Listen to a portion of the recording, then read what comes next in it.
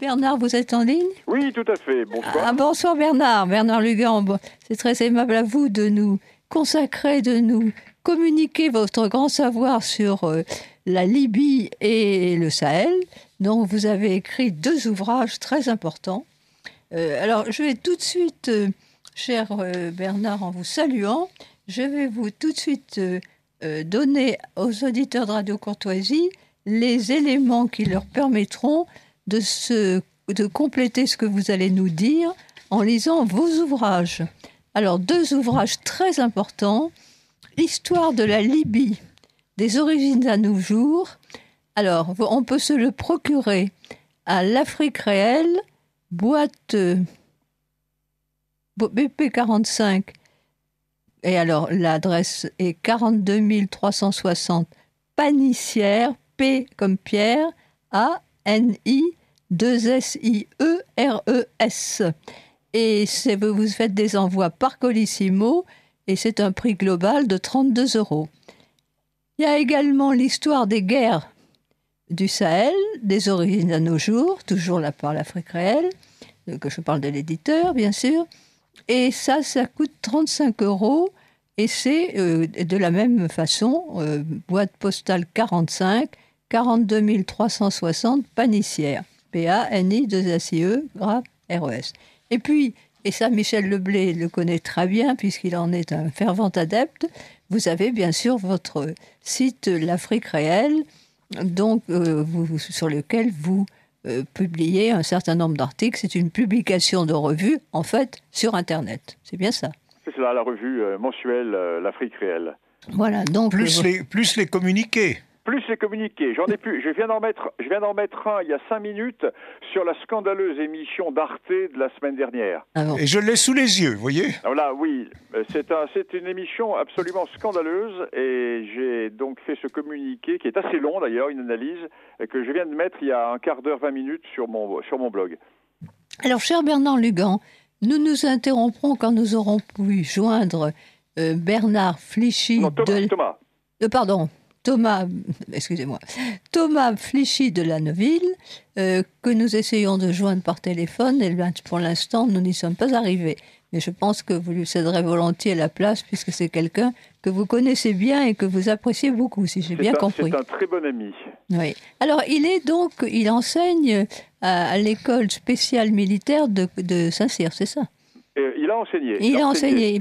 Mais il est beaucoup trop intelligent et beaucoup trop cultivé pour pouvoir rester compte tenu de la chasse aux sorcières qui est établie par les jeunes civils du ministère de la Défense. Ah oui, d'accord. Bon. Alors, qu'est-ce qu'on peut lui donner comme qualité en dehors de... Vous lui demanderez. Oui, parce que j'aime bien que nos auditeurs puissent se faire une idée sur la personnalité d'un intervenant.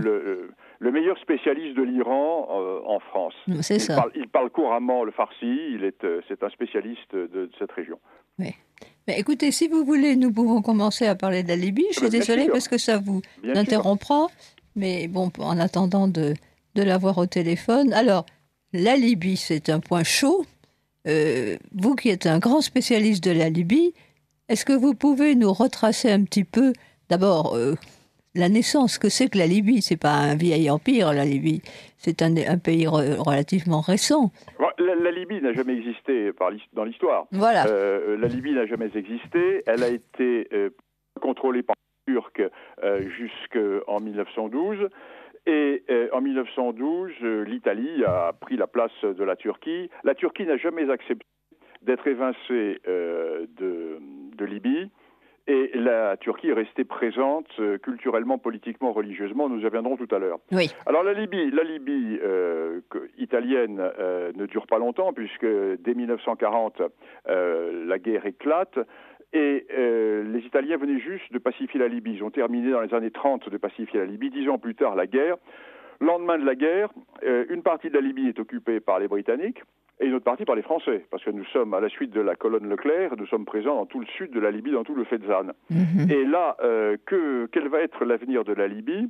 La Libye doit être indépendante. Les Britanniques, avec une grande sagesse, proposent la division en 3. la partie de la Cyrénaïque qui serait tournée vers l'Égypte, mais avec un prince indépendant. La Tripolitaine, où résident encore 80 000 colons italiens, pourrait être un protectorat italien, et le Fezzan serait rattaché à l'Afrique française. L'ONU refuse, et ont lieu des discussions. Les tribus libyennes, car la réalité libyenne sont les tribus, les 100 ou 120 tribus libyennes vont négocier pendant plusieurs mois, et finalement elles vont décider de faire de la Libye une monarchie, et elles vont décider que le roi de la Libye sera le roi issu de la plus vieille tribu arabe de Cyrénaïque, et ce sera le roi Idriss. Le roi Idriss va être renversé par le coup d'État des officiers libres dont fait partie Kadhafi, et le colonel Kadhafi se retrouve, lui, homme de Tripolitaine, face à l'ancien régime qui est un régime de Cyrénaïque. Et pour faire l'union entre les diverses provinces de la Libye, le colonel Kadhafi, qui est un très très bon connaisseur des réalités tribales, le colonel Kadhafi va épouser la fille d'un clan minoritaire de la tribu royale de Cyrénaïque, ce qui fait que par son mariage, il va unir l'alliance tribale de Cyrénaïque et l'alliance tribale de Tripolitaine. On se croirait à la fin de la guerre des deux roses. Hein. Voilà. Et donc, ce que la lamentable expédition décidée par Sarkozy sous l'influence de BHL va détruire, c'est l'engrenage entre la Tripolitaine et la Cyrénaïque, qui était en fait un engrenage qui tenait sur une affaire tribale avec l'alliance de ces deux grandes confédérations, Confédération de l'Est, Confédération de l'Ouest. Depuis, ces confédérations ont éclaté, et depuis, à la place d'une Libye qui fonctionnait, nous avons la guerre de tous contre tous. Et dans cette guerre de tous contre tous, depuis 2-3 ans, une évolution s'est produite qui a fait que les forces se sont regroupées autour de deux grands ensembles. Alors, à l'ouest, en Tripolitaine, autour du pseudo-gouvernement de Tripoli, parrainé par les instances internationales, mais qui ne tient absolument rien, qui ne gouverne absolument rien et qui est sous le jeu des milices islamistes. Et à l'est, la Cyrénaïque avec le général Haftar, qui disposait d'un embryon d'armée et qui s'est lancé à la conquête de toute la Libye. Et là, le général Haftar a été à deux doigts de prendre Tripoli il y a quelques mois, et pour empêcher la prise de Tripoli, la Turquie a envoyé des forces spéciales qui ont bloqué l'offensive du général Haftar à quelques kilomètres de Tripoli. Là-dessus, les Russes sont intervenus également, ce qui a permis au général Haftar, la semaine dernière, de prendre la position de Sirte, qui est essentielle sur le littoral. Et aujourd'hui, l'on se retrouve avec une situation qui est très simple. Militairement, le général Haftar contrôle les 3/4 du pays. Les tribus de Libye se sont mises derrière le général Haftar. Le fils du colonel Kadhafi, Saïf al-Islam, s'est rallié au général Haftar. Et nous avons, face aux forces vives de Libye, qui sont les tribus, le pseudo-gouvernement de Tripoli et surtout l'agent turc au sein de la Libye, qui est la ville de Misrata. La ville de Misrata, qui est une ville qui est peuplée essentiellement par des Koulouglis qui sont des métis de Turcs et d'indigènes, puisque la Turquie est restée jusqu'en 1912, je vous l'ai dit, sur le territoire. En plus, c'est une ville qui est dirigée par les frères musulmans, comme la Turquie, ce qui fait que d'un côté, nous avons les salafistes qui vont soutenir le général Haftar, et de l'autre côté, les frères musulmans qui soutiennent le gouvernement de Tripoli. Et aujourd'hui, donc, la situation est très simple. L'Europe a complètement été évincée du dossier libyen. Les nains européens n'existent plus. Et aujourd'hui, le dossier libyen est réglé par deux puissances, la Russie et la Turquie. Oui, alors justement, on va y venir. Mais je voulais peut-être vous demander, Bernard Lugan, de nous brosser un petit peu l'aspect géographique de la Libye. Parce que bon, c'est un pays qui est coincé, si je puis dire, entre l'Algérie et... C'est simple. La Libye, vous avez un littoral de au nord, le littoral méditerranéen. Et à l'arrière de ce littoral, vous avez soit une zone désertique au centre, soit deux zones montagneuses. À l'ouest, le Djebel Nefoussa, peuplé par des Berbères, et à l'est, en Cyrénaïque, le Djebel Hagdar, la montagne verte. Alors la montagne verte, c'est très intéressant, parce que moi qui ai fait pas mal d'archéologie, la montagne verte, c'était le lieu d'installation des Grecs, parce que toute cette partie de Cyrénaïque est restée grecque pendant plus de 1000 ans, à l'époque hellénistique. magnifique. Bien sûr. Et bien nous sûr. avons dans cette région parmi les plus belles ruines grecques du monde méditerranéen. Absolument. Et donc, quand les Grecs disaient d'ailleurs, du Djebel Agdar, dans la montagne verte, Apollon, dans sa bienfaisance, a percé le ciel pour que l'eau puisse tomber. Parce que le Djebel Agdar, c'est Corse, ça ressemble à la Corse, ce n'est pas le désert du tout. C'est une région qui est une région montagneuse, avec des forêts, etc. C'est une région très très particulière, et l'essentiel de la Libye, c'est un désert. Alors tout le centre et tout le sud, c'est un désert, avec une ligne d'oasis qui coupe la Libye en deux, et qui descend jusqu'à Bilma à l'est, et au lac Tchad, à l'ouest, pardon, et au lac Tchad à l'est. Oui, c'est ça. Mais c'est grand, c'est un grand territoire. C'est un très grand territoire, Plus grand que l'Égypte même. aux trois quarts désertique. Oui, c'est ça, plus grand que l'Égypte. Avec des richesses pétrolières, des richesses gazières importantes. Bien entendu. Disons que l'essentiel du pétrole est en Cyrénaïque et l'essentiel du gaz est en Tripolitaine. Alors le gaz de Tripolitaine alimente l'Italie et le pétrole était vendu un peu partout. Ouais. La Libye était un pays qui était un pays très riche. À l'époque du colonel Kadhafi, c'était le pays qui était le plus développé en Afrique. Le niveau de vie était important, etc. Et Bernard-Henri Lévy, au nom des droits de l'homme et à l'aide de Nicolas Sarkozy, ont détruit complètement ce pays, ont mis l'anarchie dans toute la zone et ont permis le développement de tous ces réseaux terroristes dans la bande sahélienne. Ouais. Véritablement, l'histoire sera dure pour cette expédition. Ça sera bien mérité en tout cas. Mais bon, moi je me souviens de la façon dont on avait accueilli le colonel Kadhafi, qui avait pu planter sa tente. Attention, madame, je arrête. Le colonel Kadhafi n'était pas un parangon de vertu. Ah non, bien sûr que non. Mais comme disait Charles Maurras, que vous et moi apprécions beaucoup, la politique est une chose, la morale en est une autre. Bien sûr. Non, mais c'est l'efficacité qui compte. Hein. Donc, en tout cas, je me souviens, il avait planté sa tente, il avait eu l'autorisation de planter sa tente dans l'hôtel de Marigny, là où on recevait les grands de ce monde, et vraiment, ça avait beaucoup marqué. Mais on le voyait. Je pense qu'effectivement, comme vous le dites si bien, ce n'était pas un ange, mais enfin, il maintenait un certain équilibre, c'est ça. C'est-à-dire que Kadhafi a eu deux phases. Il a eu une phase terroriste, carrément, il nous a abattu un avion au-dessus du Ténéré, etc., l'avion du TA, il a alimenté les réseaux terroristes dans le monde entier. Et puis, il a connu son chemin de Damas quelques années plus tard, et il est devenu un facteur d'équilibre, un facteur de paix.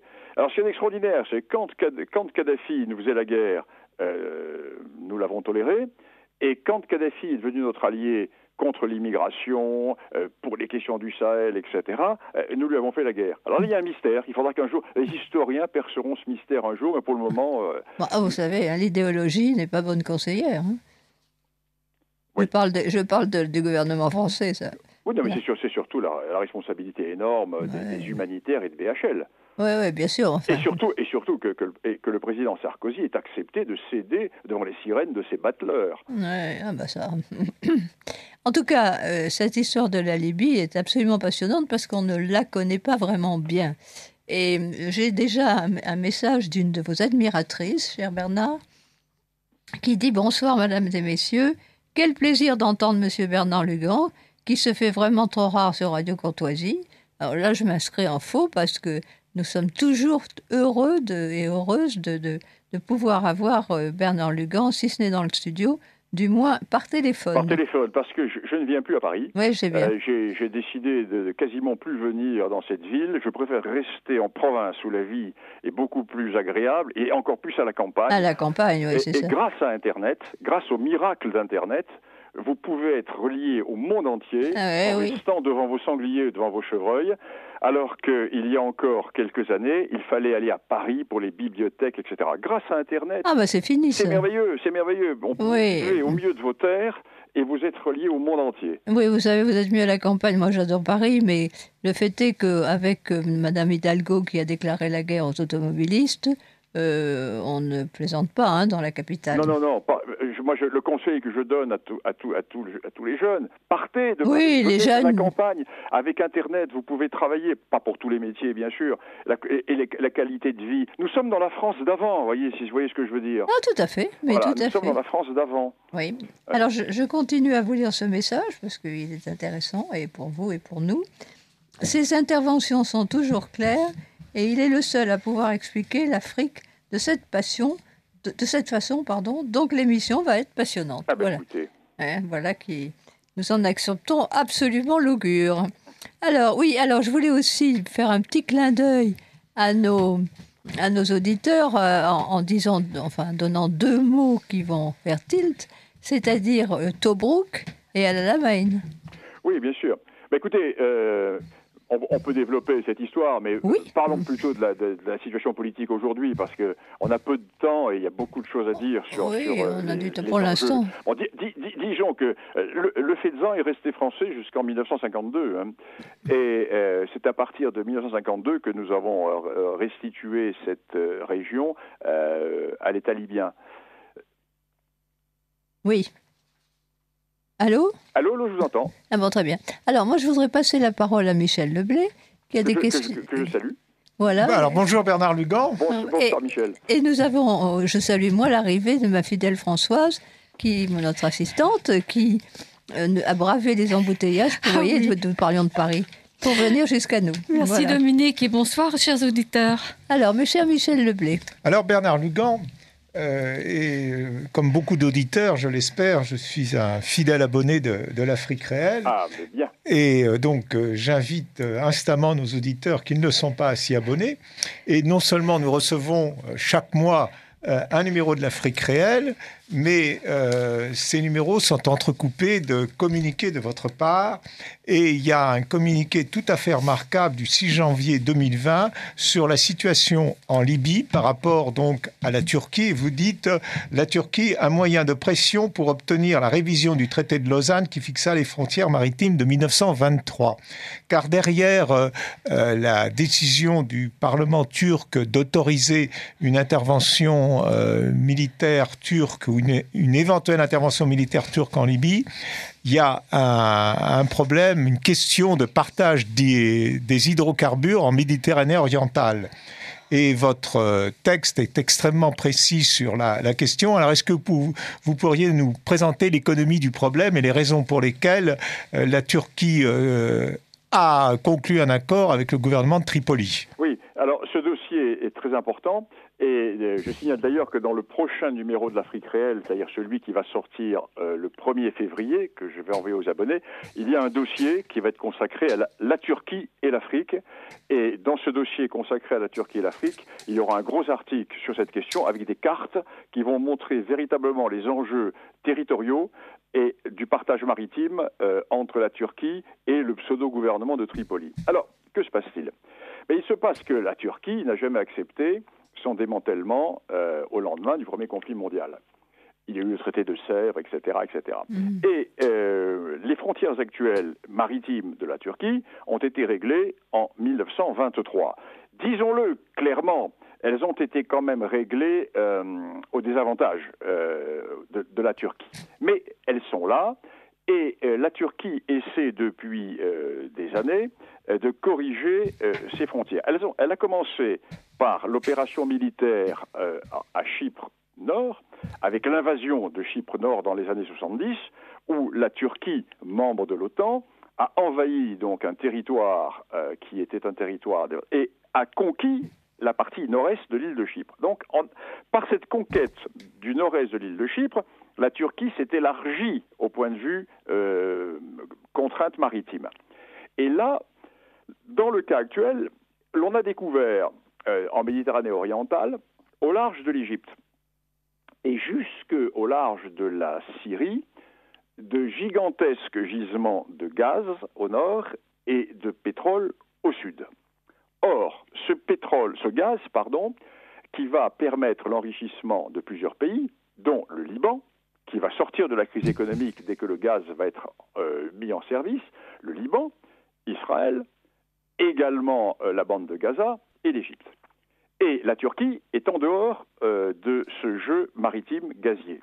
Donc la Turquie a passé un accord maritime avec le gouvernement de Tripoli, donc le pseudo-gouvernement de Tripoli, qui étend arbitrairement les eaux territoriales turques vers le sud, à l'est de l'île de Crète, Ce qui fait qu'il va y avoir un continuum territorial entre les eaux libyennes et les eaux turques qui va couper le gazoduc qui doit permettre d'exporter en Europe jusqu'en Italie ce gaz de la Méditerranée orientale. Et les Turcs ont dit, écoutez, maintenant, ce gazoduc ne se fera pas, ou alors à nos conditions, puisque maintenant, ce sont nos eaux territoriales. Donc, les Turcs se sont emparés d'eau internationales qu'ils ont transformées en eau nationale turque. Et ils ont fait cela en accord avec le gouvernement de Tripoli, parce que le maréchal Haftar était aux portes de Tripoli, la ville de Tripoli allait tomber, et les Turcs ont accepté d'envoyer des commandos pour bloquer les forces du général Haftar, à condition que Tripoli signe cet accord maritime qui n'a aucune valeur internationale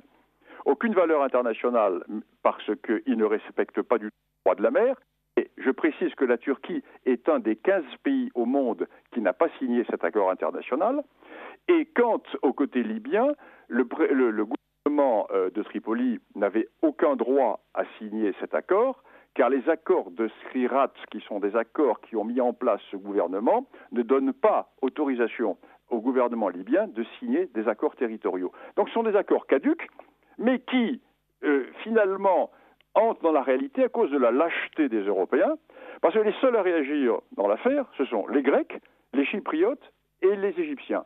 Les Européens ont été d'un silence de sioux à ce propos. Alors, nous sommes en présence d'une nouvelle grande contradiction de l'OTAN, et là, le président Macron a raison de parler d'encéphalogramme plat pour l'OTAN, parce que la Turquie est membre de l'OTAN, la Turquie occupe une partie d'un État de l'OTAN qui est Chypre, la Turquie coupe les eaux territoriales grecques qui est un État de l'OTAN, et l'OTAN ne dit rien, à part quelques petites protestations pour la forme. Voilà la situation. L'ai-je bien résumé ? Parfaitement résumé, Bernard Lugan, c'est tout à fait remarquable comme analyse. Alors, rappelons alors, disons maintenant qu'arrive le jeu russe. Oui, c'est ça, j'allais vous poser la question. Alors maintenant arrive le jeu russe. Un accord de cessez-le-feu a été signé aujourd'hui à Moscou. Le général Haftar s'est réservé jusqu'à demain pour le parapher. Alors que les parties belligérantes n'arrivaient pas à s'entendre, la Russie a convoqué les belligérants à Moscou et le parrainage russo-turc fait que les frères ennemis qui se combattent en Libye ont signé un accord de paix qui durera ce qui durera, mais qui montre bien deux choses. Un, que l'Europe n'existe plus dans la question libyenne, que nous sommes complètement en dehors du coup, et que la Méditerranée orientale et une partie de la Méditerranée deviennent maintenant des zones de condominium russo-turc. C'est pour ça qu'il est urgentissime de mettre en chantier un deuxième porte-avions, urgentissime de redonner des moyens à la marine française, parce que nous allons perdre le contrôle de la Méditerranée. Alors j'aurais une autre question à vous poser. Bernard Lugan, parce que vous parlez de cet accord qui a été conclu à Moscou donc aujourd'hui. Il y a une question qui se pose au niveau de la géopolitique des hydrocarbures dans la région, puisque vous venez de parler très bien de ce projet de gazoduc East Med. Et il y en a un deuxième. Pardon ? Il y en a le deuxième, qui est contrôlé par les Turcs. Oui, alors il y en a deux. Oui, alors vous allez parce que il y a aussi la Russie. Vladimir Poutine était à Istanbul la semaine dernière pour inaugurer Turkish Stream, qui permet d'acheminer du gaz russe à travers la mer Noire, dont bénéficie la Turquie. Et à ce moment-là, est-ce que on ne risque pas, à un moment donné, d'avoir une forme de confrontation entre la Russie et la Turquie, et donc par rapport à cela, puisque le gaz russe est potentiellement concurrent de ce gaz de Méditerranée orientale, quel est le jeu que peut mener Vladimir Poutine par rapport à cet enjeu qui est primordial pour lui ? Alors c'est très complexe, c'est très complet. La grande intelligence politique des cerveaux à nœuds de la diplomatie française et européenne a fait que, pour les questions d'Ukraine et de Crimée, nous nous sommes fâchés avec les Russes. Or, l'essentiel de l'approvisionnement en gaz de l'Europe provient de Russie. Et comme il se posait ce problème de l'Ukraine, la Russie a décidé de prendre 2 voies différentes pour faire passer son gaz en Europe. Donc, une voie nord, par la Baltique, qui est connue, qui est en dehors de notre sujet. Et une deuxième voie qui fait que qui devient le bénéficiaire du boycott occidental vis-à-vis de la Russie à propos de l'Ukraine, bénéficiaire, c'est la Turquie. Parce que les Russes, pour ne pas avoir à passer par l'Ukraine, ont fait passer un deuxième gazoduc sous la mer Noire qui aboutit à Istanbul et qui ensuite va être relayé jusqu'au sud de l'Italie pour reprendre le gazoduc qui remonte vers l'Europe du Nord. Donc nous risquons de nous retrouver totalement dépendants des Turcs. Dépendants des Turcs qui vont contrôler ce gazoduc qui passe chez eux, et dépendants des Turcs qui peuvent refuser la construction du gazoduc de Méditerranée, ou bien qui peuvent exercer un droit de regard, si ces eaux territoriales leur sont confirmées, sur le futur gazoduc. Donc, dans tous les cas de figure, l'Europe va devenir dans une certaine dimitude gazière vis-à-vis de la Turquie, qui ne produit pas de gaz. C'est quand même extraordinaire. Joli coup. Alors ceci, c'est un coup des Américains, bien sûr, comme d'habitude, qui nous ont froissés avec les Russes, de façon à ce que nous achetions leur gaz. Parce que les Américains proposent la solution qui est une solution alternative. Mais écoutez, pour ne pas dépendre de ces circuits russes et turcs, achetez notre gaz que nous allons vous envoyer. Donc nous sommes en totale dépendance. L'Europe n'existe plus. L'Europe est devenue un État vassal de la géopolitique mondiale. Mais Bernard Lugan, j'aimerais bien vous poser une question. D'où partirait ce gaz et lequel Ismed, je pense que Dominique Pali. Oriental. Oui. Le gisement est situé au large de Chypre, entre le Liban, Israël, Gaza et Chypre. Il est situé là. Voilà, il va partir de là. Oui, alors, c'est pas très loin. Il est prévu que ce gazoduc aboutisse à Chypre, oui. Et qu'ensuite de Chypre, un gazoduc sous-marin qui arriverait en Crète, oui. Et de la Crète jusque dans le sud de l'Italie. Or, les Turcs ont prolongé leurs eaux territoriales à la hauteur de la Crète, là où doit passer ce gazoduc. Ah oui. Ah oui. Donc, ce qui donne aux Turcs, si je veux dire, ce qui permettrait, si tout cela était avalisé, aux Turcs de faire payer, si je veux dire, un droit de passage. Ah, mais complètement. Mais nous sommes. Mais là, tout ça, je le montre dans les cartes, dans le prochain numéro de l'Afrique réelle. Les cartes sont éloquentes à ce sujet. Bon. Alors, il y a une solution alternative. La solution alternative, puisque la Turquie bloque ce gazoduc, c'est que les pays concernés, alors qui sont-ils ? Chypre, la Syrie, le Liban, Israël et la bande de Gaza. C'est de transformer en gaz liquide ce gaz dans chacun de ces pays, qui est des usines, et qu'ensuite ce gaz soit exporté en bateau en Europe. Mais voyez les coûts, la complexité, alors qu'il serait tellement simple de mettre ce gazoduc, et ce gaz arriverait directement au sud de l'Italie, et il rejoindrait le grand gazoduc qui alimente l'Europe à partir du sud de l'Italie et qui remonte jusqu'en Allemagne.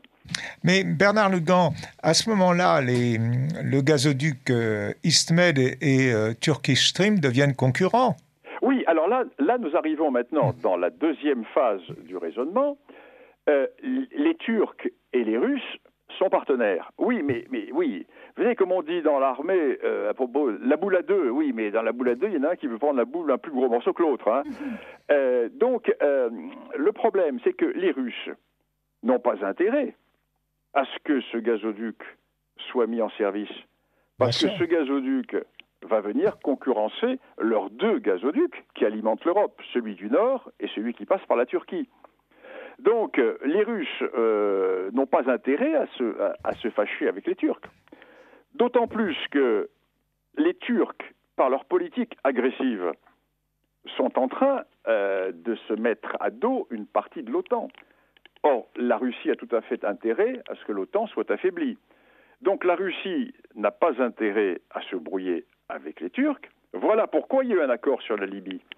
Parce que les Turcs la Russie qui soutenait le général Haftar et qui avait des forces sur place allait permettre de donner la victoire au général Haftar, et les Turcs sont intervenus pour empêcher cela et pour signer leur accord avec le gouvernement de Tripoli.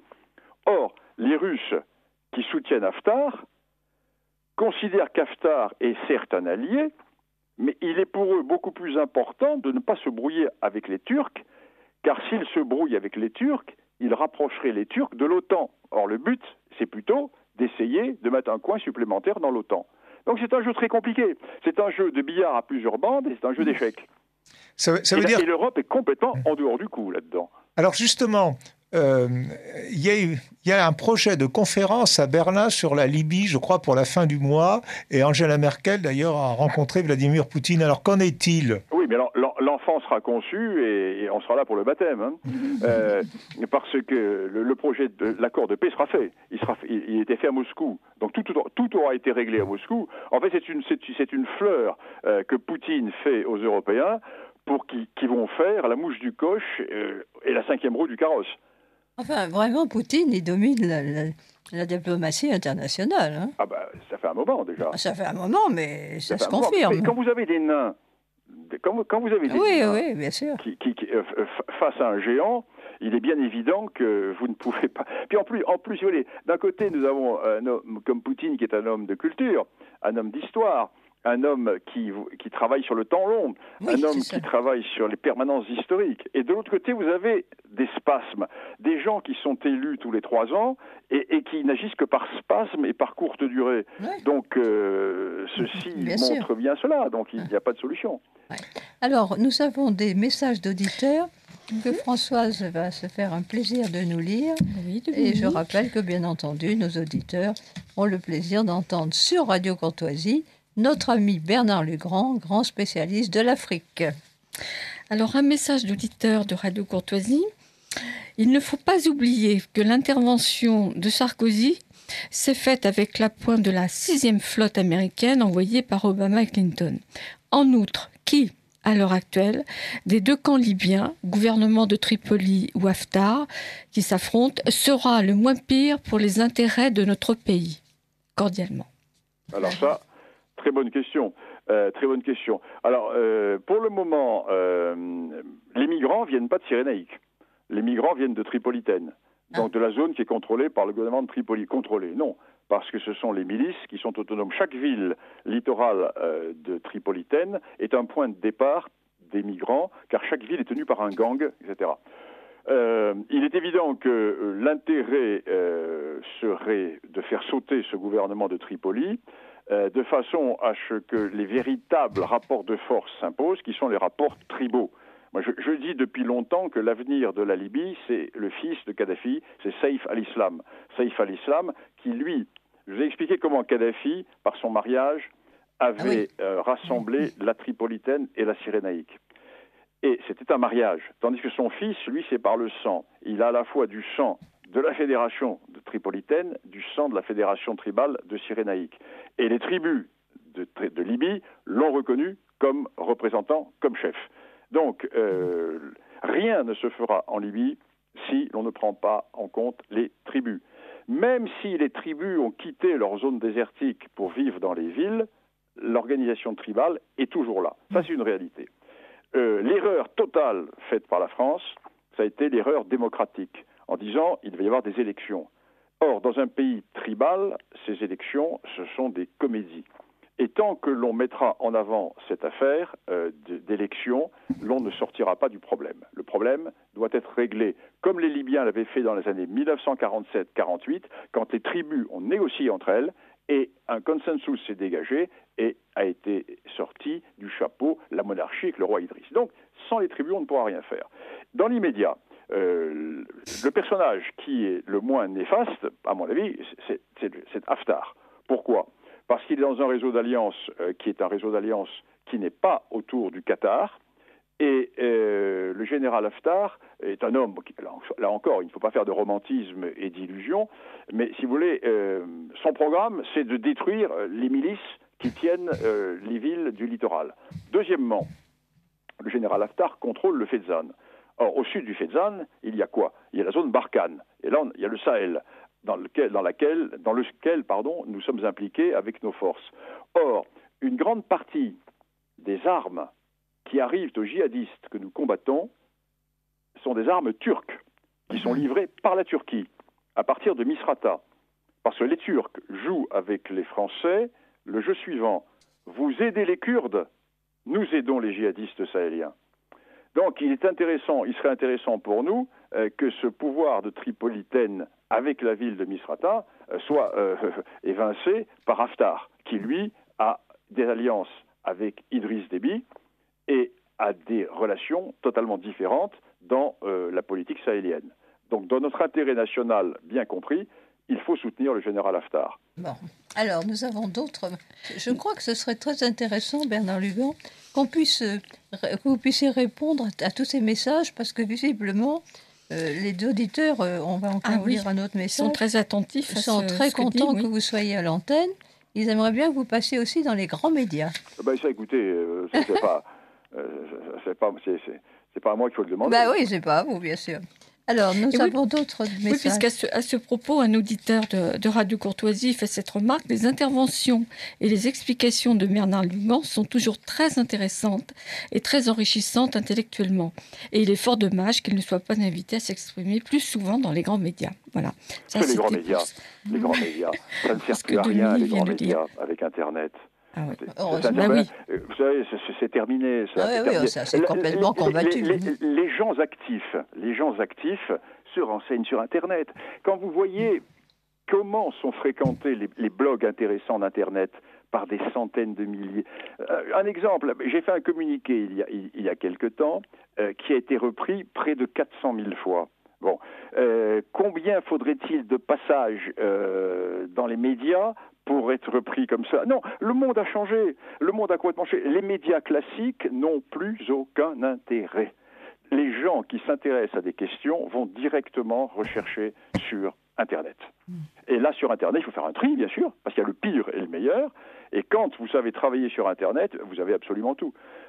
Et quand ils sont sur Internet... Moi, je suis vraiment les grands médias. Les grands médias, qu'est-ce que c'est que les grands médias?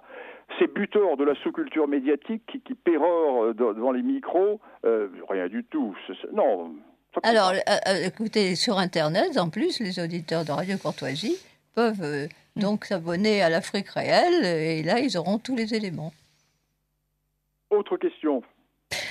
Un auditeur de Radio Courtoisie, peut-on imaginer que M. Erdogan n'avance pas effrontément ses pions avec tant d'audace sans l'assentiment silencieux, tacite des USA? Ceux-ci avaient donné le feu vert à la Turquie pour envahir Chypre en 1974.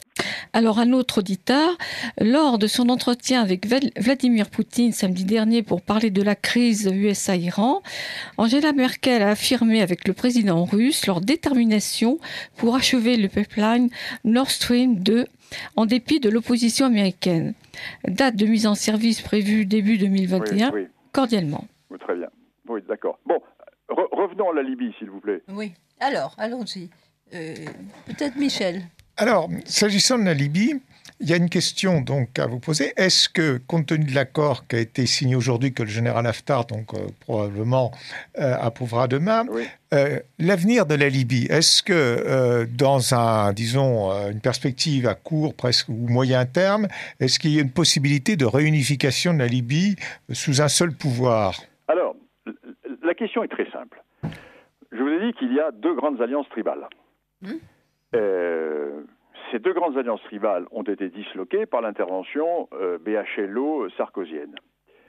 Et en plus de cela, il y a eu le sang qui a coulé, la façon ignominieuse dont a été massacré le colonel Kadhafi, lui et son fils, qui ont été massacrés par qui? Par les gens de Misrata. Donc, il y a un contentieux qui ne se réglera que dans le sang avec les tribus et Misrata. Or, Misrata est le point d'appui de la Turquie, et Misrata est le seul point d'appui solide de l'actuel gouvernement de Tripoli. Donc la question libyenne à l'heure actuelle se résume essentiellement à la question de Misrata. Je vous ai dit que Misrata était une ville qui était un peu extérieure à la Libye. C'est une ville culturellement tournée vers la Turquie. C'est une ville qui est la capitale des Koulouglis. C'est une ville intellectuelle, riche, etc. Et cette ville a toujours été détestée par l'ensemble des tribus de Libye. Or, c'est elle qui est au cœur du problème. Le ministre de l'Intérieur du gouvernement de Tripoli est un Misrati. La force militaire, la seule qui ait tenu le coup face à l'offensive d'Haftar, ce sont les forces de Misrata. C'est d'ailleurs pour cela qu'Haftar, la semaine dernière, a pris Sirte, parce que Sirte était défendue par des forces de Misrata, et ces forces de Misrata avaient été allégées pour aller défendre Tripoli, ce qui fait que Misrata a dû faire rebasculer des forces pour empêcher Haftar de prendre Misrata, parce que Misrata est à peine à 200 km de Sirte, et il y a l'autoroute, hein, donc il n'y a rien. Et Haftar a l'aviation. Donc si des convois blindés arrivent de Misrata, Haftar peut les traiter sans problème, d'autant plus que ces avions sont pilotés par des Égyptiens qui savent piloter. Donc c'est un problème très complexe. Ce qui fait que la situation en Libye ne pourra jamais être réglée, à moins qu'il y ait un accord qui se fasse entre les trois pôles, Cyrénaïque, Misrata, Tripoli. Mais ça ne tiendra pas. Ça ne tiendra pas parce que la grande réalité, c'est la réalité des rapports entre la Tripolitaine et la Cyrénaïque. Et on en revient aux tribus. Si l'on écarte les tribus de ce jeu-là, il n'y aura pas de paix en Libye. C'est clair. Donc, ce qui veut dire que la situation libyenne peut perdurer pendant encore de nombreuses années. Alors, mais attention. Si les Russes et les Turcs disent à leurs protégés d'arrêter, leurs protégés vont arrêter parce qu'ils ne seront pas de taille à s'opposer. Si les Turcs enlèvent leurs mains de la tête de Fayez el-Sarraj à Tripoli, Haftar, en 48 heures, est à Tripoli. Et de l'autre côté, Haftar ne peut rien refuser aux Russes. Donc, si vous voulez, il peut y avoir une accalmie, il peut y avoir la cendre mise sur les braises, mais le fond du problème ne sera jamais réglé s'il n'y a pas un règlement à base tribale. Alors, je crois que pour la Libye, Bernard Lugan, vous nous avez tracé parfaitement le tableau. Mais je crois que maintenant, nous devons, si j'ose dire, passer au Sahel. Plonger plus au sud. Vous parliez aujourd'hui, tout à l'heure, de la réunion qui a lieu aujourd'hui à Moscou. Il y a une autre réunion aujourd'hui à Pau, sur le Sahel. Et donc, vous allez nous faire le point sur la situation au Sahel, sur la situation au Mali. Et peut-être, d'ailleurs, allons-nous reparler des Russes à cette occasion.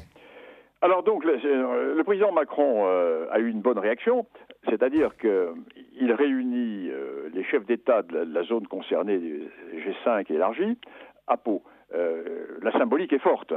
Elle est forte parce que c'est à Pau qu'étaient casernés une partie des camarades qui ont été tués lors de cet accident au Mali avant Noël.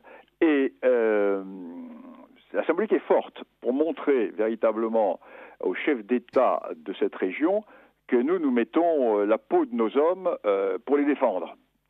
Et que nous attendons au moins, non pas de la reconnaissance, mais qu'on ne nous tire pas dans les pattes. Parce qu'au moment où nous faisons tuer nos soldats au Sahel, ont lieu des manifestations anti-françaises. Alors, à Bamako, au Burkina Faso, réclamant le départ de la France, considérant Barkhane comme une armée d'occupation. Alors là, il va falloir que le président Macron soit très ferme, et il va falloir qu'il revienne de cette réunion avec un engagement très ferme. Il va falloir que les pays concernés disent clairement qu'ils nous demandent d'intervenir. Car si ils ne sont pas clairs, nous partons. Il faut partir. Parce qu'il y aura certes le chaos, nous avons prévenu, mais à la limite, ce chaos est un chaos qui est peut-être un chaos salvateur, parce que de ce chaos peut ressortir une nouvelle organisation politique, car depuis maintenant 70 ans, nous essayons de maintenir, tant bien que mal, des États totalement artificiels qui refusent de régler leurs propres problèmes ethniques internes. Parce que le fond du problème, où est-il ce fond du problème? C'est très clair. Dans toute la partie nord du Sahel, vous avez des populations nomades qui étaient des populations qui pratiquaient des razzias sur les sédentaires du sud. Du Tchad jusqu'au Mali. Au Tchad, les Toubous, les Ahawa. Au Mali, les Touaregs. Au Niger, les Touaregs également. Et ces populations, traditionnellement, venaient piller le sud. Parce que le rift qui s'étend sur le Sahel est un rift géographique. Or, nous avons donné l'indépendance à des États qui vont regrouper les anciens radieurs et les anciens radiers. C'est exactement comme si vous mettiez la poule et le renard dans la même pièce en disant au renard, attention, c'est pas moral, il faut pas manger la poule. Bon, donc nous mettons nos grandes conceptions humanitaires dans un cadre qui est un cadre d'histoire africaine millénaire. Et il se trouve que, par la démocratie, ce sont les plus nombreux qui l'emportent. Qu'est-ce que la démocratie? C'est ce que j'appelle l'ethno-mathématique électorale. C'est-à-dire que vont l'emporter les plus nombreux, ceux dont les femmes ont eu les ventres les plus féconds. Or, ces populations qui étaient les anciennes populations nomades, guerrières du Nord, représentent 5, 6, 10% de la population. Ce qui fait qu'elles vont toujours être battues électoralement par les sudistes qui sont 90%. Donc ces nomades ont deux solutions. Soit ils deviennent les esclaves de leurs anciens dominés, soit ils font la guerre. Ce sont les guerres du Sahel depuis 1960. Aussi bien les guerres du nord du Tchad que les guerres du Niger et les guerres du Mali. Donc ça, c'est le fond du problème. Là-dessus se pose un second problème, qui est au sud du fleuve ou dans la région du fleuve, l'existence d'une autre population nomade, qui, elle, n'est pas une population qui est du Sahara, mais qui est une population du Sahel. Ce sont les Peuls. Les Peuls qui se trouvent du Sénégal quasiment jusqu'à la Centrafrique et qui ont développé au XVIIIe et au XIXe siècle un impérialisme conquérant à base djihadiste et qui ont, ces Peuls, réduit en esclavage une grande partie des populations de l'Ouest africain, aussi bien dans le nord du Nigeria qu'au Niger, qu'au Mali, etc. Plutôt au Mali, etc. Donc, nous avons le télescopage entre une très longue histoire et des événements contemporains. Parce que le djihadisme n'est que la surinfection de la plaie. C'est une affaire, mais totalement secondaire, le djihadisme. Il ne faut pas partir de cette obsession, c'est un ennemi de confort.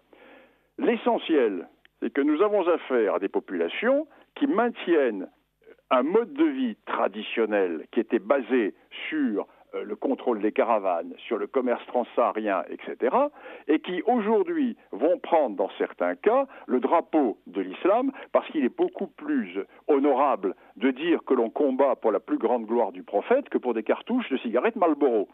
Car 99% de ceux que nous appelons les djihadistes ne sont que des djihadistes occasionnels, ce sont des trafiquants.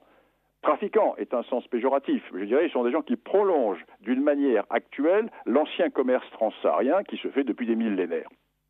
Voilà la réalité. Et nous arrivons, nous, là-dedans, avec nos grands principes de démocratie, de droits de l'homme, de vivre ensemble, et nous percutons tout cela. Or, il faut bien voir que nous ne sommes que de passage.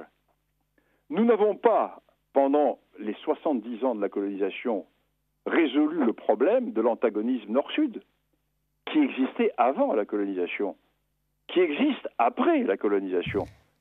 Et nous sommes là en télescopage avec ces phénomènes. Alors, en plus de cela, les États africains que nous défendons jouent double jeu. Parce que, prenons l'exemple du Mali, et là c'est absolument très clair, l'ennemi principal pour les Maliens, ce ne sont pas les djihadistes. Parce que de toute façon, ces djihadistes ne sont pas djihadistes, ils sont tous musulmans, comme toute la population du Mali l'est, même s'il y a quelques comment dirais-je, fanatiques là au milieu. L'ennemi principal pour les Maliens, ce sont les Touaregs. Pourquoi? Vous m'entendez? Oui, tout à fait, tout à fait. On vous écoute. Parce que les Touaregs sont séparatistes. Les djihadistes ne sont pas séparatistes.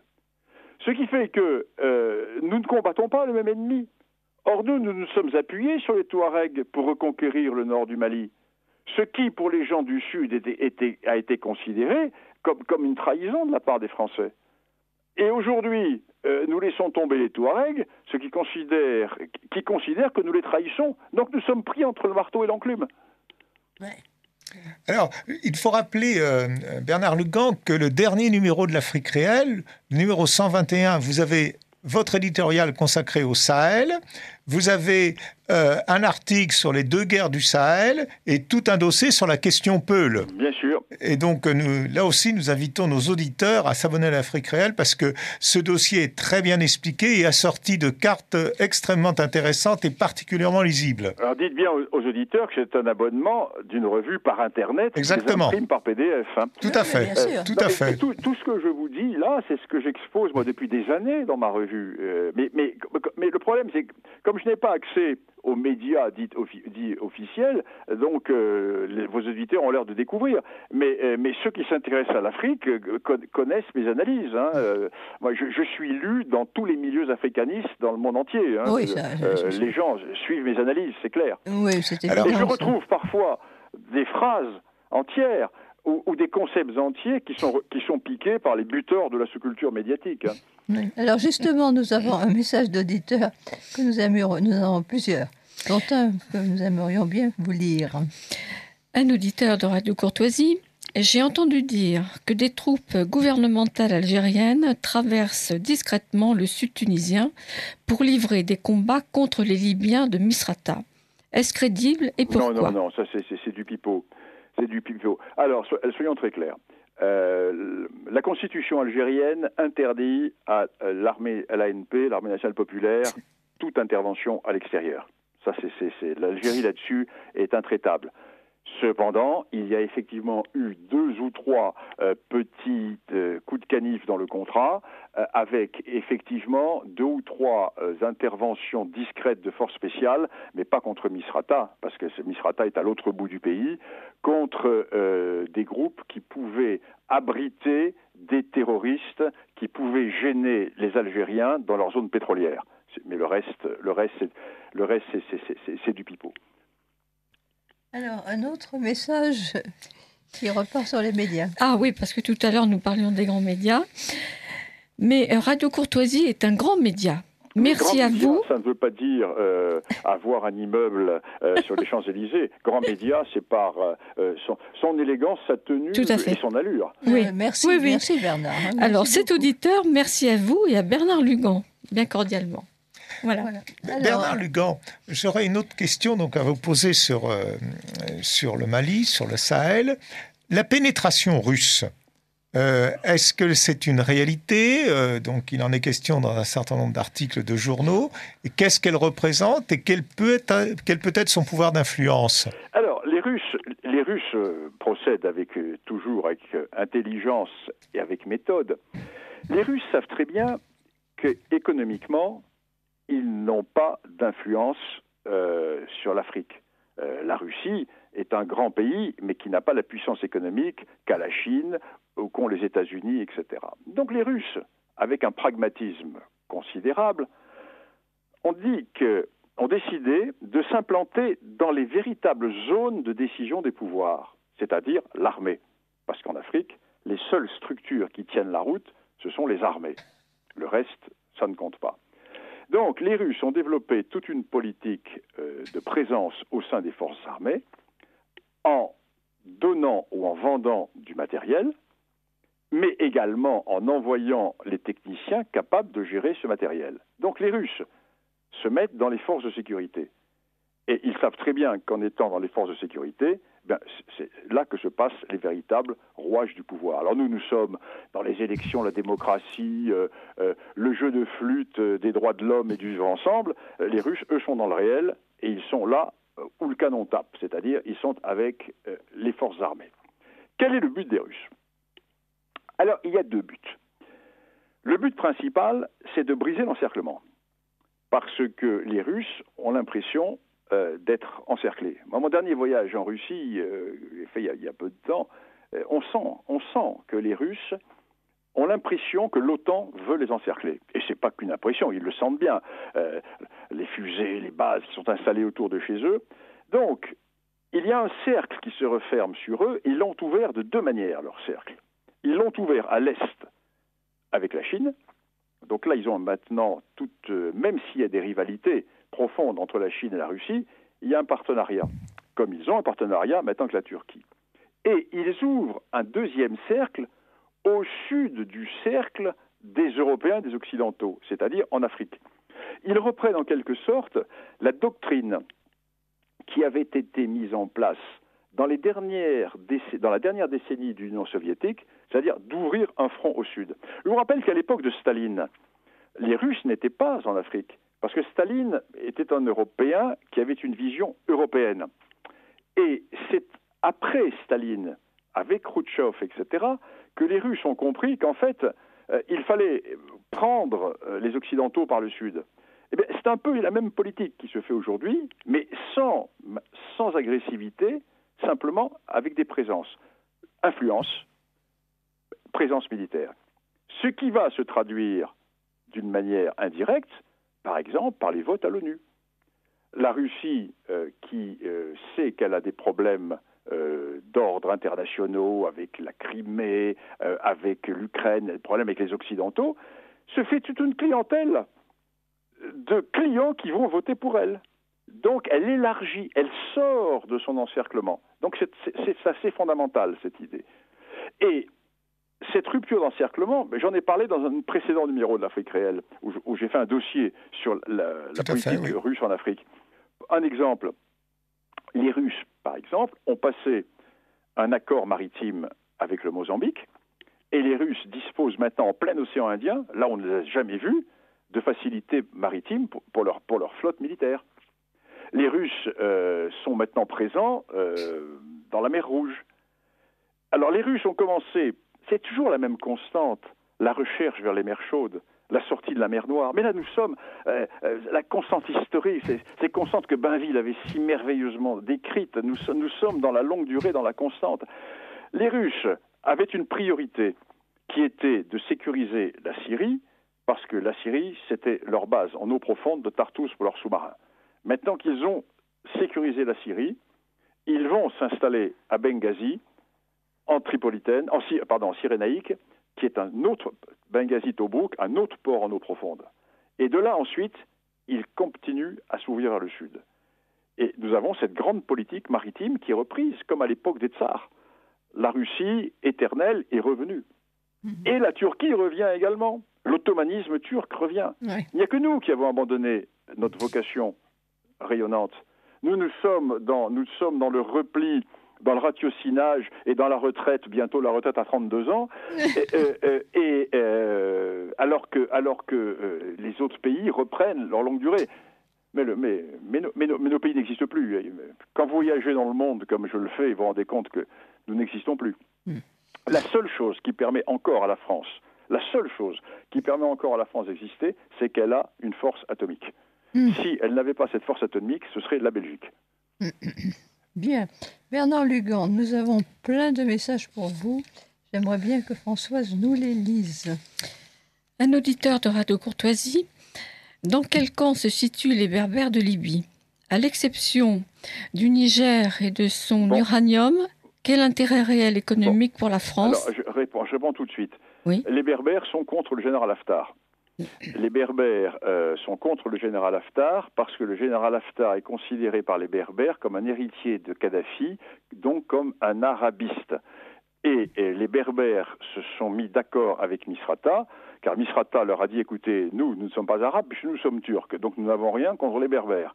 Donc mettez-vous plutôt avec nous, tandis que si Haftar prend le pouvoir, ça va être un nouveau Kadhafi, et vous allez voir votre berbérité mise sous le boisseau. Donc les Berbères ont été parmi ceux qui ont renversé Kadhafi.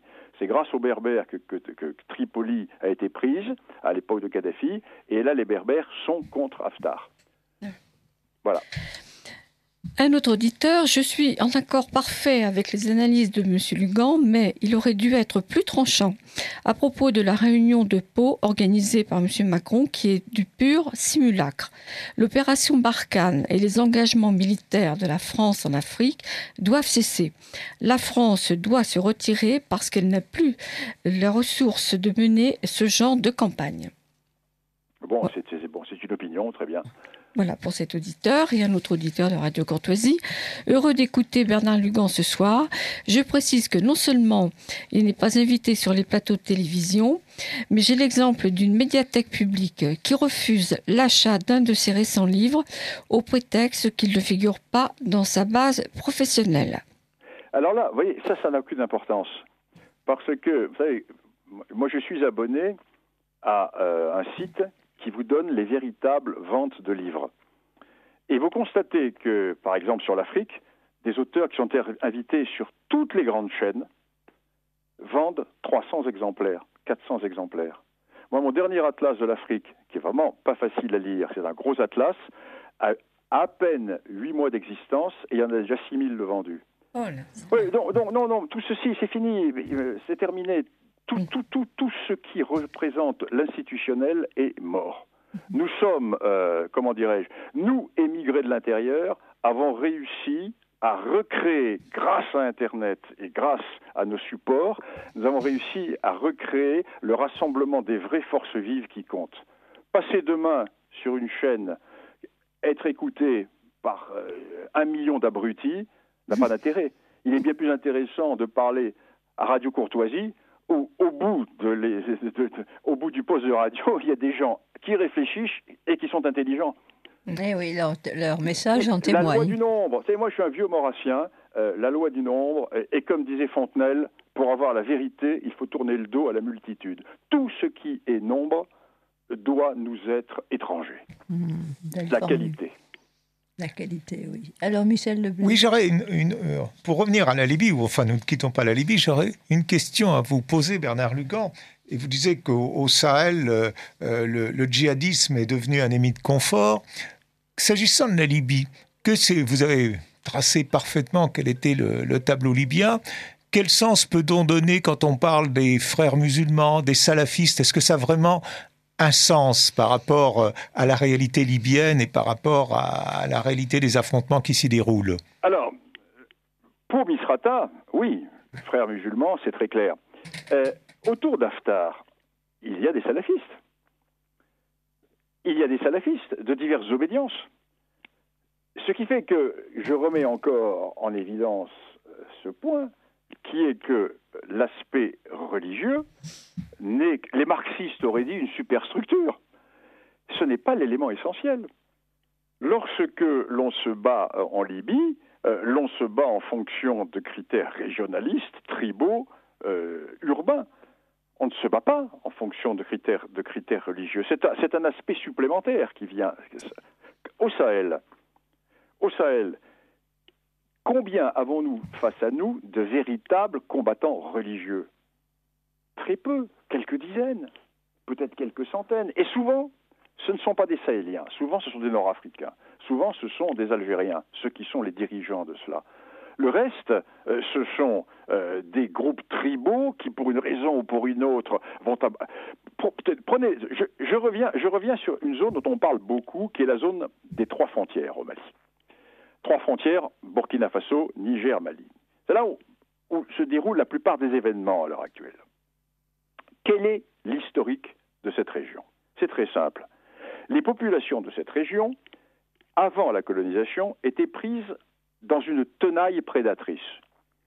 Celles qui vivaient au nord du fleuve Niger étaient pillées par les Touaregs, et celles qui vivaient au sud du fleuve Niger étaient pillées par les Peuls.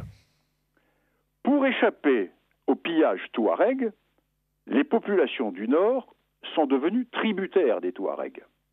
Donc, elles donnaient tribut aux Touaregs, et en échange, les Touaregs les protégeaient. Ils les protégeaient des razzias, des Peuls. Et même chose au sud. Par le temps, ces apparentements sont devenus des relations beaucoup plus étroites. Ce qui fait qu'aujourd'hui, dans la région des 3 frontières, l'essentiel des groupes se situe dans la filiation de ces tributaires du XVIIIe, XIXe siècle. Ceux qui étaient les tributaires des Touaregs, c'est-à-dire les Taoussacs et les Imrad, sont anti-djihadistes. Et ceux qui étaient tributaires des Peuls sont avec les djihadistes. Alors la religion, là-dessus, est une affaire totalement secondaire. ce sont des vieux apparentements qui découlent d'une situation précoloniale. Alors, si vous ne comprenez pas ça, eh ben, vous avancez en aveugle. Non, mais c'est très très important ce que vous nous dites, parce que cela veut dire qu'il y a une réalité profonde dans ces pays-là, et qu'il ne faut pas, je dirais, amalgamer des conflits religieux par rapport à cette réalité profonde, et qu'il faut véritablement bien comprendre cette réalité, que la notion de djihad, la notion de frères musulmans, la notion de salafisme... C'est une notion, c'est ce que j'appelle la surinfection de la plaie ethnique ou géographique. C'est une surinfection. Imaginons, prenons un cas de figure très simple. Imaginons, par un coup de baguette magique, que nous réussissions à éradiquer totalement les groupes djihadistes du Sahel. Mais la question Touareg-Bambara se posera toujours. La question Dogon-Peul se posera toujours. Elle est antérieure à cela. Ça, c'est fondamental. Alors, le plus révoltant dans l'affaire, ce n'est pas très bien, ce n'est pas que on ne puisse pas dire ça dans les grands médias. Le plus révoltant, c'est que nous envoyons nos jeunes officiers, nos soldats, se faire trouer la peau dans ces régions, alors que nous ne leur donnons pas les moyens intellectuels qui sont ceux que je viens d'exposer. Moi, j'ai été mis à la porte de Coët-Quidan, j'ai été mis à la porte de l'école de guerre, j'ai été mis à la porte du CHEM, tout simplement par les idéologues du ministère de la Défense, les civils du ministère de la Défense. Alors que ce que je viens de vous dire là, ne croyez-vous pas que ce serait utile à la formation de nos jeunes officiers ? Je viens d'apprendre aujourd'hui qu'à l'école navale, les 2 titulaires de la chaire géopolitique ont été virés. Il se passe vraiment des choses tout à fait étonnantes dans notre pays. Il y a, si vous voulez, le contraire de ce qui se fait dans les pays anglo-saxons. Dans les pays anglo-saxons, on regarde la qualité de l'information que va donner l'individu. En France, on a une étiquette, tel individu est un pestiféré, donc on n'écoute pas ce qu'il dit, quitte à partir de la catastrophe sur le terrain. Voilà, mais il n'y a rien à y faire. Ça, c'est la France, vous voyez, on ne changera pas cela. J'en ai bien peur. Mais nous avons un autre message intéressant. Oui, un auditeur de Radio Courtoisie. À l'exception du Niger et de son uranium, quel intérêt réel économique y a-t-il pour la France à rester au Mali et dans les pays voisins ? Excellente émission. Le Niger n'a aucun intérêt pour l'uranium. Là, c'est du baratin. Là encore, c'est du baratin. Le Niger produit 2500 tonnes d'uranium, alors que la production mondiale est de 78 000 tonnes. Quand l'on se procure de l'uranium en Australie, au Canada, au Kazakhstan ou en Namibie, on n'a pas les problèmes du Mali. On n'a pas à soutenir des États artificiels. On n'a pas à mener la guerre. Alors là, si vous voulez, ça, c'est l'idée des gens qui parlent de la France-Afrique. La France n'a aucun intérêt économique dans les pays du Sahel. Les pays du Sahel représentent moins de 0,25% du commerce extérieur de la France. Moins de 0,25%. Mais en revanche, nous donnons 10 milliards d'euros à ces pays du Sahel. Donc, il y a une politique alternative tout à fait simple. Puisque il y a des manifestations dans les pays du Sahel contre la France, bien, au revoir, messieurs. Débrouillez-vous avec les Touaregs. Débrouillez-vous avec les Peuls.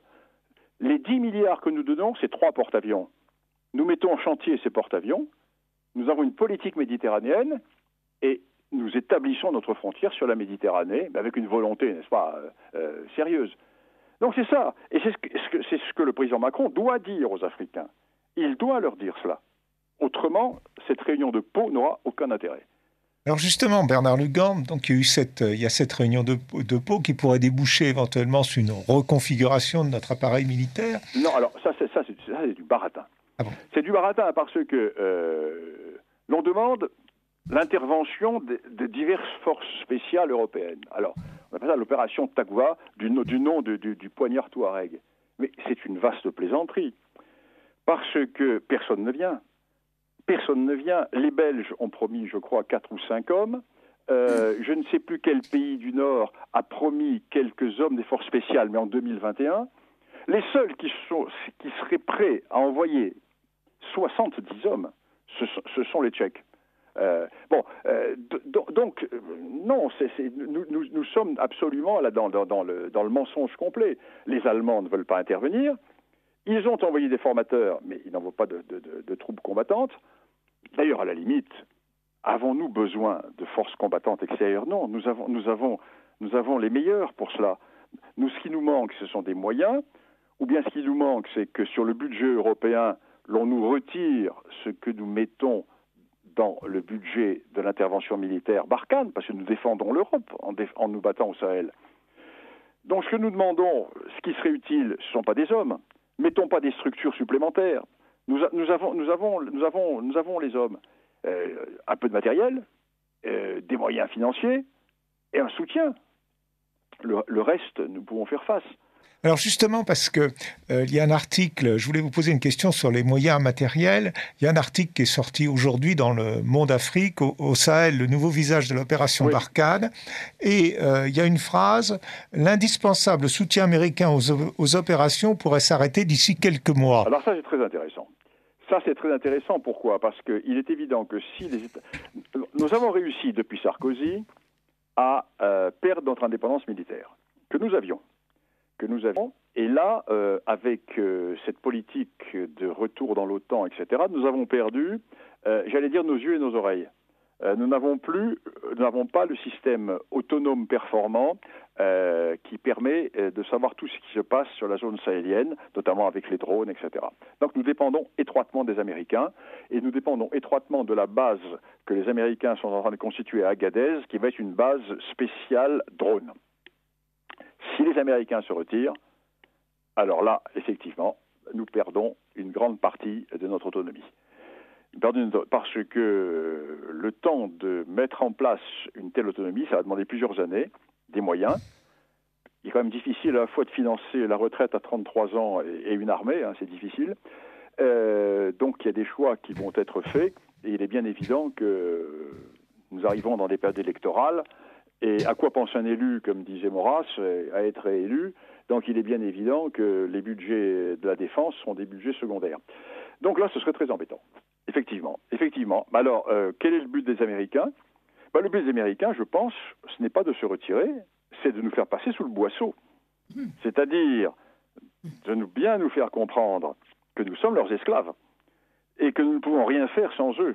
D'ailleurs, c'est une des raisons qui va expliquer pourquoi la France s'est alignée au garde à vous sur la position américaine dans l'affaire de l'Iran la semaine dernière. Parce que si les Américains retirent leur parapluie d'observation sur le Sahel, nous sommes en partie aveugles. Alors justement, nous avons une question toujours sur le Sahel. D'un auditeur. Si la France évacue tout le Sahel, l'Algérie ne va-t-elle pas immédiatement prendre la place? L'Algérie, moi je pense qu'il faut soutenir l'Algérie à fond. L'Algérie, c'est un des éléments clés de la pacification du Sahel. Or, la grande erreur qui a été commise jusqu'à présent, c'est d'avoir tenu l'Algérie à l'écart.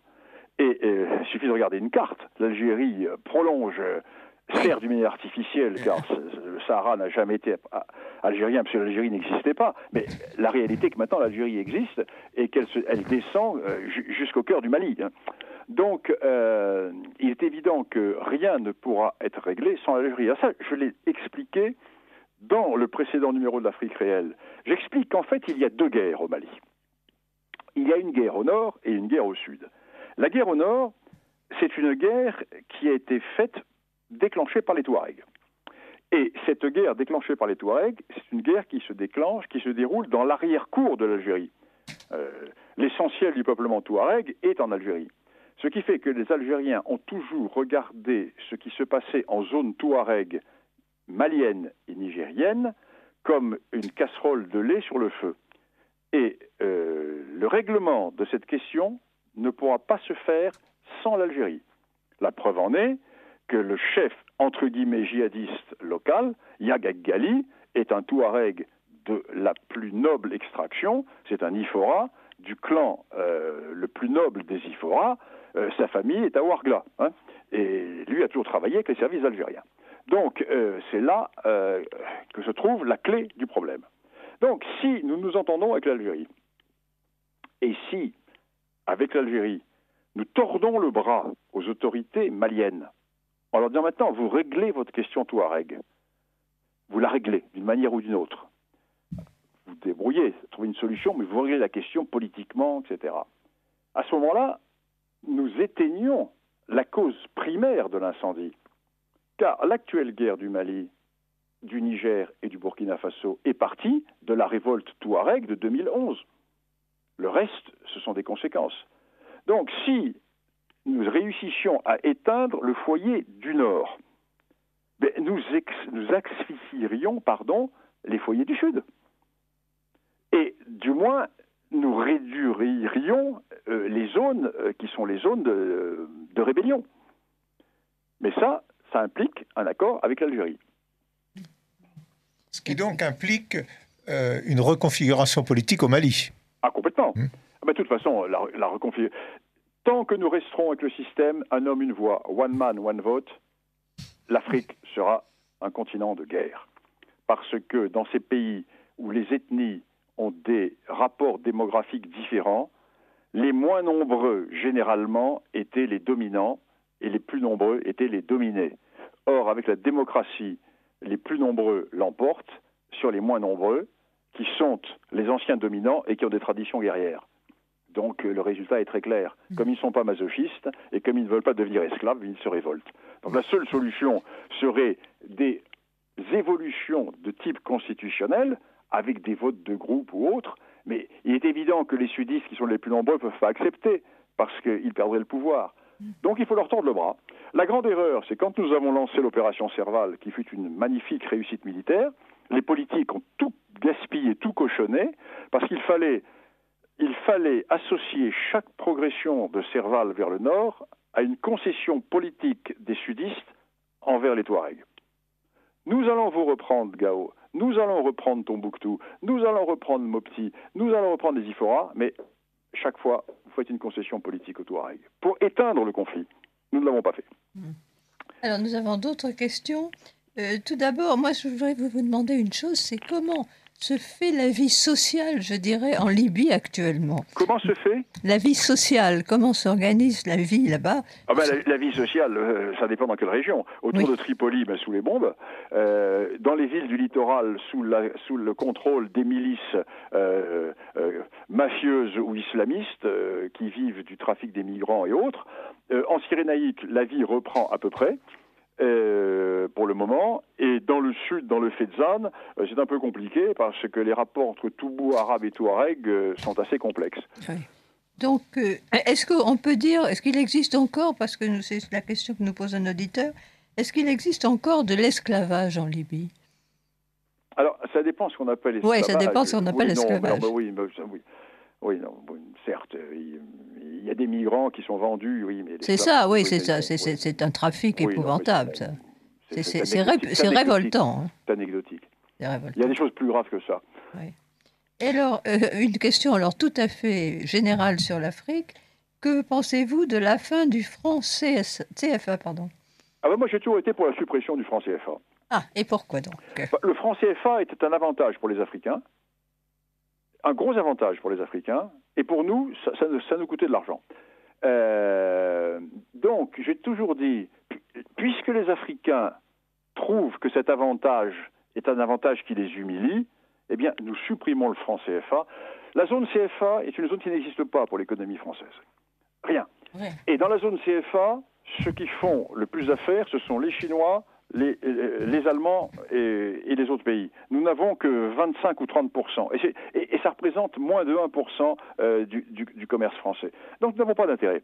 Et non seulement nous n'avons pas d'intérêt, mais en plus, cela permet aux partisans de la théorie de la France-Afrique d'accuser la France. Ouais. Alors, supprimons cela, n'en parlons plus, et puis terminé. Et puis ces pays africains vont comprendre, parce que qui va garantir leurs emprunts internationaux? Qui va garantir leurs achats? Parce que jusqu'à présent, quand ils voulaient acheter du matériel à l'étranger, les créanciers étaient rassurés parce qu'il y avait derrière la couverture française. S'il n'y a plus de couverture française, eh bien, vous irez vous assurer auprès des banques chinoises. Oui. Je vous souhaite bien du plaisir. Non, moi j'ai toujours été pour la suppression. L'Afrique est indépendante. Elle doit être indépendante. Terminé. Alors, un autre auditeur de Radio Courtoisie vous pose une question. À l'époque de l'indépendance, pourquoi la France n'a-t-elle pas créé d'un côté un État touareg et un État noir, noir africain? C'est De Gaulle qui a refusé. J'ai publié dans un de mes livres la lettre des chefs touaregs réunis à Kidal en 1960 et qui écrivent au général de Gaulle une lettre très respectueuse en disant nous avons toujours été des amis de la France, etc., etc. Vous allez nous livrer au pouvoir, ils le disent, des Noirs du Sud. Ne faites pas cela. Et donc De Gaulle n'en a pas tenu compte. Il y a eu l'idée de création de l'Office des régions sahariennes à l'époque. Les plus anciens ont dû en entendre parler. C'était une vague idée, mais seulement cette solution aurait été invivable pour plusieurs raisons. L'enclavement total, la proximité d'une Algérie qui, par les Touaregs, va contrôler ces pays, et puis surtout la division extrême des Touaregs. Parce que le problème des Touaregs, c'est leur extrême division. Ce qui a fait que le colonel Kadhafi a cessé sa politique Touareg. Le colonel Kadhafi avait voulu reprendre cette idée de création d'un État saharien, un État Touareg. Et c'est pour ça qu'il avait soutenu toutes les rébellions Touareg à l'époque où il était au pouvoir, dans ses premières années de pouvoir. Et puis au bout d'une dizaine d'années, il s'est rendu compte qu'il ne pouvait rien faire avec les Touaregs car ils sont tellement divisés. Ils sont divisés en tribus, ils sont divisés en clans, ils sont divisés en familles et à l'intérieur, il y a les strates sociales.